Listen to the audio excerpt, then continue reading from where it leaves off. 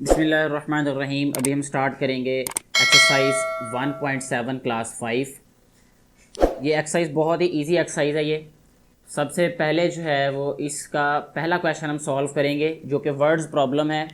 Question की statement कुछ इस तरह से है कि monthly income of Aslam is ₹12,000, यानी असलम की जो मंथली इनकम है वो हमें बताई हुई है कि वो 12,000 है। और उसके बाद and the income of his father is ₹21,000। एक तो असलम की इनकम बताई है हमें जो कि 12,000 है, और उसके बाद उसके फादर की इनकम बताई है जो कि 21,000 है। हमें कहा है फाइंड देयर टोटल इनकम। हमने क्या फाइंड करना है? Total income. टोटल का मतलब ये होता है कि हमने ये बताना है कि दोनों को मिला के कितने पैसे दोनों की इनकम होती है, यानी दोनों की टोटल इनकम क्या है। तो इसके लिए हम सबसे पहले यहाँ पे राइट करते हैं कि असलम्स इनकम या मंथली इनकम ऑफ असलम। तो यहाँ राइट करते जी अभी income of Aslam, income of Aslam, ठीक है। ये आ जाएगा हमारे पास ₹12,000, ठीक है जी, ₹12,000। नेक्स्ट हमारे पास जो बताया वो है उसकी फादर की इनकम, ठीक है। यहाँ हम राइट करेंगे his father's income, his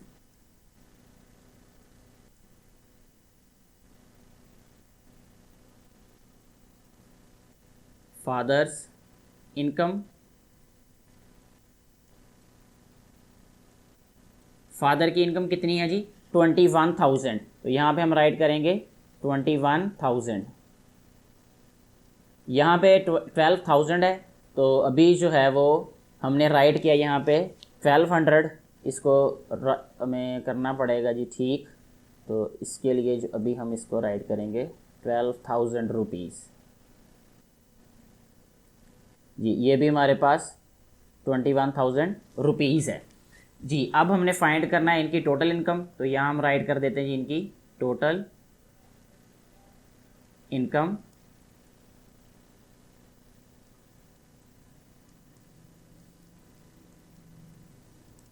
total income find करने के लिए हमें क्या करना पड़ेगा? इन दोनों इनकम्स को ऐड करेंगे।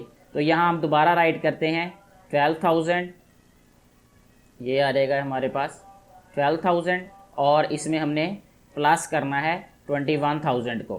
तो यहाँ राइट करेंगे हम 21,000, ठीक है जी। इन दोनों को ऐड करेंगे तो हमारे पास इस क्वेश्चन का आंसर आ जाएगा। ज़ीरो में ज़ीरो प्लस किया तो ज़ीरो आ जाएगा। ये इस ज़ीरो में ज़ीरो प्लस किया, ये भी ज़ीरो आ गया हमारे पास। और ये ज़ीरो में ज़ीरो प्लस किया तो ज़ीरो, 2 + 1 ये होता है हमारे पास 3, 2 + 1 3। तो ₹33,000 जो है वो दोनों की टोटल इनकम होगी। तो हम यहाँ पे राइट कर देते हैं टोटल इनकम। यहाँ पे इसका आंसर राइट करेंगे अभी हम, टोटल इनकम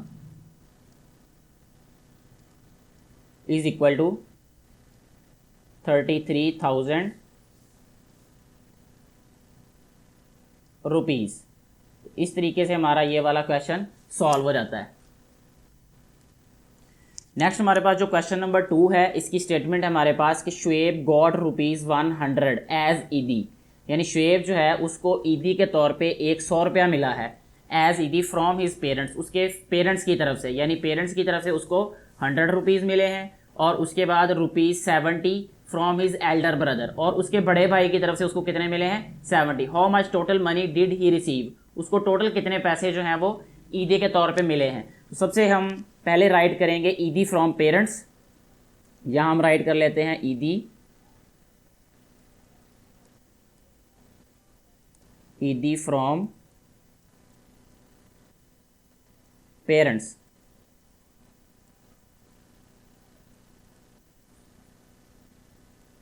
पेरेंट्स की तरफ से ईदी कितनी मिली है उसको? ₹100। तो यहाँ हम राइट करेंगे ₹100। इसके बाद एल्डर ब्रदर की तरफ से ईदी कितनी मिली है? तो यहाँ हम लिखेंगे ईदी फ्रॉम एल्डर ब्रदर, यहाँ पे डैश भी हम राइट कर सकते हैं, ईदी from Elder brother. Elder brother की तरफ से ₹70 ईदी मिली है इसको, ठीक है जी। अब हमने ये बताना है कि टोटल कितनी उसको जो है वो ईदी मिली है। तो टोटल मनी यहाँ राइट कर सकते हैं या टोटल ईदी राइट कर सकते हैं, दोनों ही ठीक हैं। ये यहाँ अभी राइट कर देते हैं जी टोटल ईदी।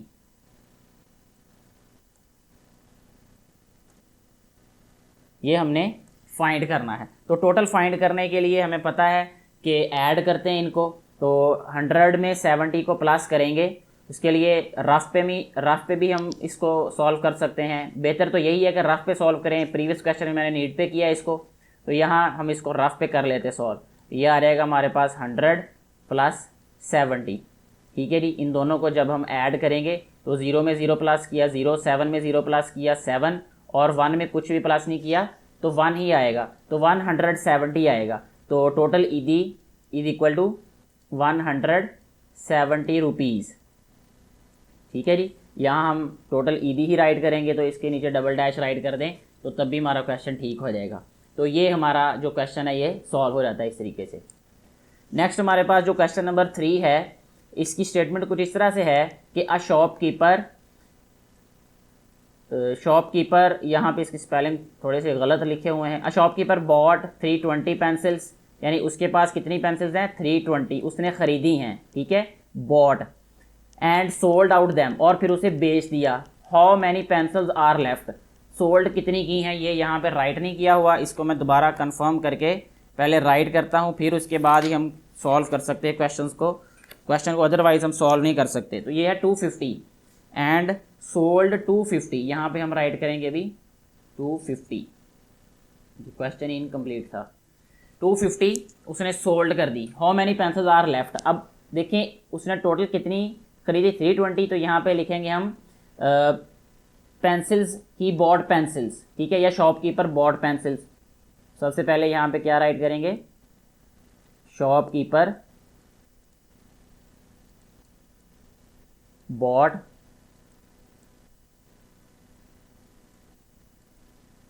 पेंसिल्स इज इक्वल टू 320, तो यहाँ आ जाएगा 320। अच्छा जी, इसके बाद शॉपकीपर सोल्ड पेंसिल्स, बॉट की जगह पे यहाँ पे हम क्या राइट करेंगे, सोल्ड। तो ये आ जाएगा हमारे पास सोल्ड पेंसिल्स। ठीक है जी, कितनी पेंसिल उसने सेल की 250। ठीक है जी, और पेंसिल्स लेफ्ट ये हमने फाइंड करना है। पेंसिल्स लेफ्ट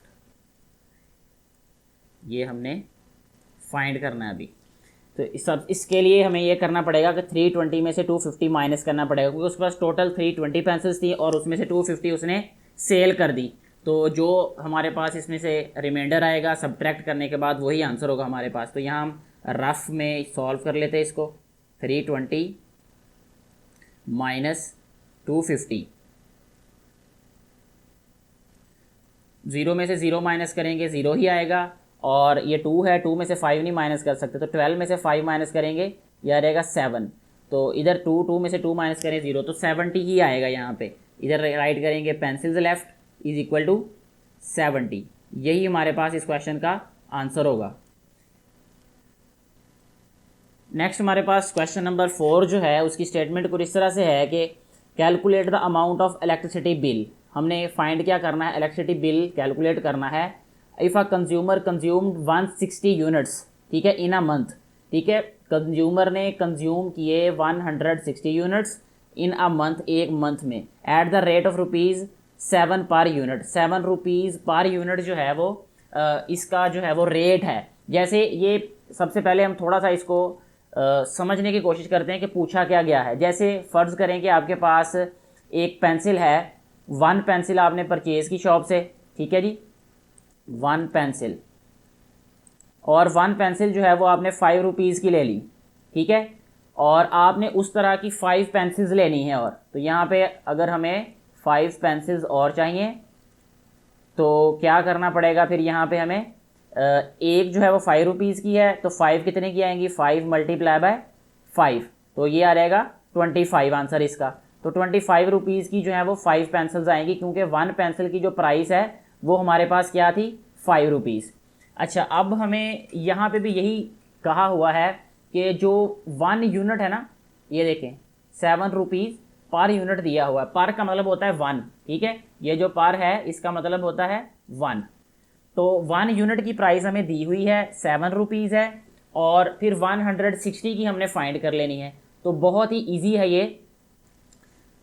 इसको हम इस तरीके से सबसे पहले राइट कर लेते हैं कि यहाँ पे इसको इरेज करते हैं जी। ये आ जाएगा हमारे पास। सबसे पहले इसको हम राइट करेंगे पर यूनिट कॉस्ट, ठीक है जी, per unit cost. Per unit cost हमारे पास कितनी है, 7 रुपीज़, ठीक है जी। ये कोई पुरानी बात होगी क्योंकि अभी तो 15 से 20 और यहाँ से इतने इससे भी ज़्यादा पर यूनिट कॉस्ट है अभी इलेक्ट्रिसिटी की। पर यूनिट कॉस्ट 7 रुपीज़ है। और कंज्यूम्ड यूनिट्स, ठीक है, यहाँ पे राइट करने हैं कंज्यूम्ड यूनिट्स। कितने यूनिट्स कंज्यूम हुए हैं, 160, ठीक हो गया जी। और अब हमने फाइंड करना है टोटल बिल, या हम जस्ट यहाँ पे बिल राइट कर दें तब भी ठीक है। तो अगर आप भी अपने घर का जो बिल है वो कैलकुलेट करना चाहते हैं तो सेम यही वाला मेथड अडॉप्ट करेंगे, ठीक है।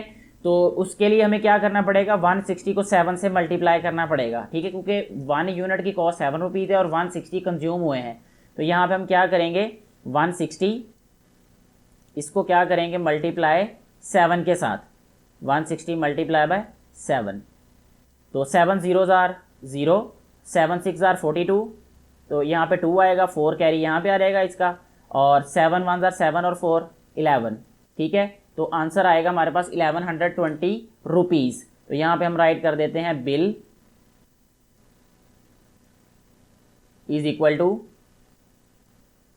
1120 रुपीज़, ठीक है। ये वाला जो पोर्शन है ये वाला इतना, ये आप इसको रफ में भी सॉल्व कर सकते हैं। रफ में सॉल्व करके रफ भी साइड पे करें, कोशिश किया करें कि जो भी क्वेश्चन आप सॉल्व करें उसकी राइट साइड पे जो है वो उसका रफ वाला जो प्रोसेस है वो कर लें, और ताकि अगर कोई टीचर चेक कर रहे हो तो उनको पता हो कि वो कॉन्सेप्ट क्लियर है, तो आपने खुद ही क्वेश्चन किया हुआ है ये वाला, जस्ट ये वाला आंसर फिर वहाँ पे राइट करना पड़ेगा। तो ये क्वेश्चन हमारा सॉल्व हो जाता है ऐसे। नेक्स्ट हमारे पास जो क्वेश्चन नंबर 5 है, इसमें हमें कहा गया है कि if price of 15 balls is ₹300। देखिए इससे जो प्रीवियस क्वेश्चन था उसमें हमें वन जो चीज़ थी यानी वन थिंग थी या एक चीज़ की वैल्यू दी गई थी, हमने ज़्यादा चीज़ों की वैल्यू फाइंड करनी थी। अब हमें क्या कहा गया है कि 15 बॉल्स की कीमत हमें पता है 300 है, then find the price of 5 such books. इसी तरह की ये बुक्स है, मैंने यहाँ बॉल्स राइट किया हुआ, यहाँ पे कंफर्म कर लेते हैं। 15 बॉल रुपीज़ 1 बॉल। अच्छा जी, आधा क्वेश्चन कोई और है और आधा इसमें कोई और लिखा हो। Find the price of 1 ball, यहाँ पे प्राइस ऑफ 1 बॉल आएगा, ये वाला सारा गलत है, इसकी जगह पे आएगा प्राइस ऑफ 1 बॉल। फाइंड, यहाँ पे राइट कर देते जी प्राइस ऑफ 1 बॉल, ठीक है जी। ये है क्वेश्चन हमारे पास। अच्छा जी, सबसे पहले हमारे पास 15 बॉल्स की प्राइस है 300, तो यहाँ पे हम राइट करेंगे प्राइस ऑफ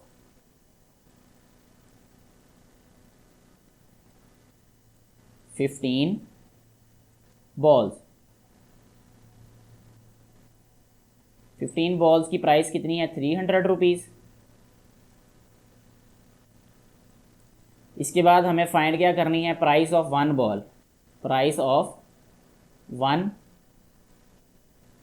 बॉल, तो ये आ जाएगा हमारे पास 300 डिवाइडेड बाय 15, ठीक है जी। जब 300 को 15 पे डिवाइड करेंगे तो हमारे पास 1 बॉल की प्राइस आ जाएगी। तो अभी हम इसको डिवाइड कर देते हैं, यहाँ पे ये 300, ठीक है, और इसको डिवाइड करेंगे 15 पे। मैं इसको आपको दो तरह से बताता हूँ भी डिवाइड करना। एक तो ये है 15 2s आर, ये आ गया हमारे पास 30, ठीक है, और यहाँ पे अगर इसको हम माइनस करेंगे तो रिमाइंडर आ जाएगा 0। ये वाला जो 0 है ये इस नंबर के साथ राइट कर देते होते हैं, कोशंट के साथ।